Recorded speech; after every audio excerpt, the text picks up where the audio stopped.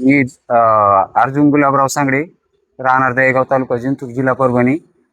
अ, मी जिल्हा अधिकाऱ्याला यासाठी निवेदन दिलं, शिव मॅडमला SP ऑफिसला, तेव्हा माझ्यावर मारहाण केली त्या इसमानं, की बाबा तुला मी रातपासून मेसेज करत होतो, हे करीत होतो, तुला मी मारणार आहे, खलास करणार आहे, पुन्हा माझ्या जीव घ्यानं हल्ला केला इथं, बघा तुम्ही, दिसत आहे तुम्हाला.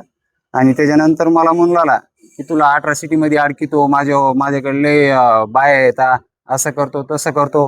मला मारहाण केली, माझ्या आईला धक्काबुक्की केली, माझ्या सगळ्या घरदाराला म्हणला तुम्हाला 15 दिवसाच्या आत याचं तंगड तुमच्या दारात दिसेल किंवा 8 दिवसात तुम्हाला याचं मेलेलं ऐकू येईन. तुम्हाला एवढं खालच्या पातळीला जाऊन त्यानं माझ्या अमानुषपणे मारहाण केली. मी पोलीस स्टेशनला गेलो, गुन्हा दाखल केला, पण त्यांनी काय माझा 353चा गुन्हा दाखल केला नाही, काहीच नाही.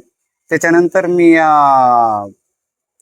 निवेदन द्यायला आलो की बाबा माझा जर 353चा गुन्हा नाही दाखल करून घेतला किंवा त्याच्यावर ऍक्शन नाही घेतली तर मी उद्या अन्नत्याग उपोषण करणार, अन्यथा आत्मदहनाचा इशारा तुमच्या माध्यमातून देत आहे प्रशासनाला.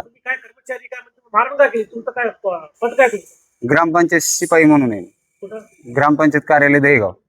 आज या ठिकाणी आम्ही ग्रामपंचायत कर्मचारी, एक माननीय जिल्हाधिकारी, माननीय पोलीस अधीक्षक साहेब, माननीय मुख्य कार्यकारी अधिकारी, माननीय उपमुख्य अधिकारी यांना असे निवेदन दिले की आमचे ग्रामपंचायतचे कर्मचारी अनुजन भाऊ सांगडे हे देहगाव, तालुका जिंतूर येथे नियमित प्रमाणे आपल्या ग्रामपंचायतचे काम बजावत असताना त्यांनी ग्रामपंचायतचे पाणी सोडण्यासाठी सदरील गावातील त्यांना मारहाण केली. त्यांच्या छातीवरती चाकूने हल्ला करून त्यांना मारहाण केली व त्याला राजकीय दबाव टाकून त्यांनी पोलीस स्टेशनला गुन्हा नोंद होऊ दिला नाही.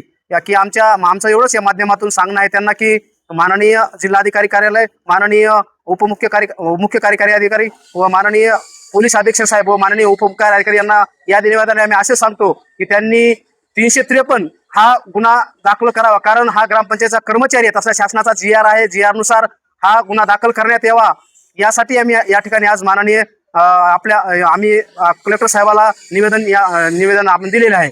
आमचे सगळे ग्रामपंचायतचे कर्मचारी या ठिकाणी उपस्थित होते. कमीत कमी या ठिकाणी 70 ते 80 ग्रामपंचायत कर्मचारी सकाळपासून या ठिकाणी उपस्थित होते व आहेत.